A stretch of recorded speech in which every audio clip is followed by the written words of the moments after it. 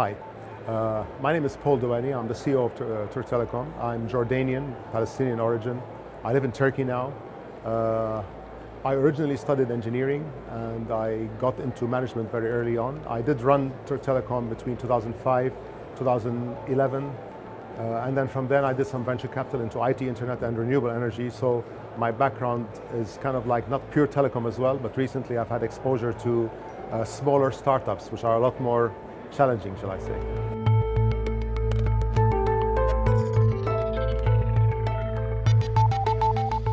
This was an interesting talk in the sense that the other presenters were a lot more technical and they were covering where technology is going on primarily allocating bandwidth at the lowest possible cost.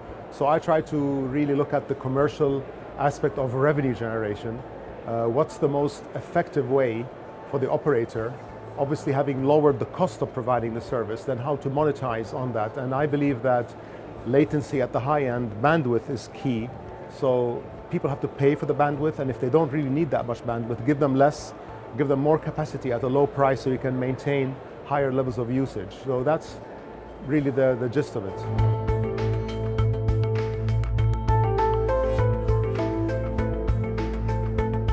Now, Turkey, on broadband, when I returned to the company, one of the things I did notice was that, from a break 2012, 2016, that the penetration was lower than I thought it should be. And on mobile data, the data per mobile was higher than I thought. It was around closer to 4 gigabyte per customer per month on mobile, and on the penetration on fixed were in the 40%, close to the 50, and I said we have to push that up to 70%. So the way I worked on that is we designed a cheap internet, which basically means if you have an old copper line in your home that you're not using for data because you now have your mobile voice and you have enough data on your mobile phone, we'll give you a low bandwidth but a very high 20 gigabytes per month additional to your mobile. So that meant that price-sensitive customers could afford to have a fixed internet in their home. And slowly, obviously I was hoping, and thankfully it did work, they would want more capacity and therefore more bandwidth. So therefore I need to have a low price so I can sell more. So therefore I give a low bandwidth. And then for the high end, of course, I designed a way for other operators to use our facilities. So I designed a CapEx contribution model for the fixed line. So if someone wants to use a facility, they enter into a 10-year lease. They give us the money, we own it, they have a right of use. The rest of it they pay rental on it. And I think that also generated interest because it's a new model and I'm very excited about it. Now we have one model working with Vodafone, Turkcell can use it, and I've done also a successful mobile sharing with Vodafone. I've been in the company now for 2 years and it takes 2 years to do something like this, so people should move quickly on it.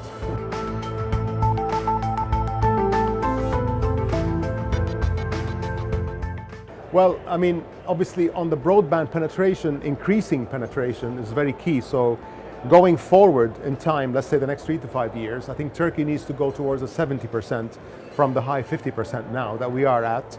That means doing more of what we're doing.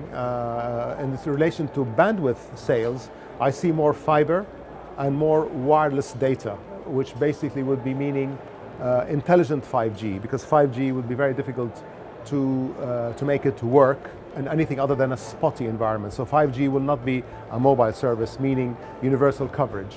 So the customers that need the bandwidth are unlikely to need the same bandwidth everywhere.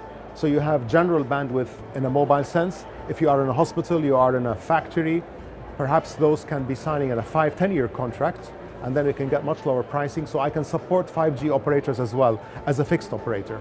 So the landscape will be a lot more spotty fixed over wireless and then just conventional wireless.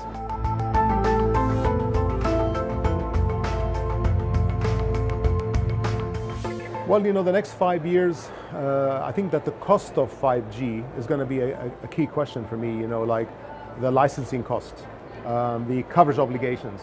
It will be very wasteful if this license, for example, even if the price is reasonable, to have coverage obligations. Whereas if you are able to provide, for example, let's say slicing over LTE, 4.5G, and if a customer wants it, you can provide it almost anywhere. that would be a more cost-effective way to provide universal coverage, which means geographical coverage. And for this reason, I also am very cautious on this digital divide, because as the people who have the means to pay end up getting this unlimited bandwidth, the people who don't even have connectivity are falling way behind. And that's the reason why it's very important for the lower income people at least to have some bandwidth with a lot of capacity. And that's why it would be wasteful just to provide coverage that they will not use because they can't afford it. That's the balance, I think, between, that's the way I see it.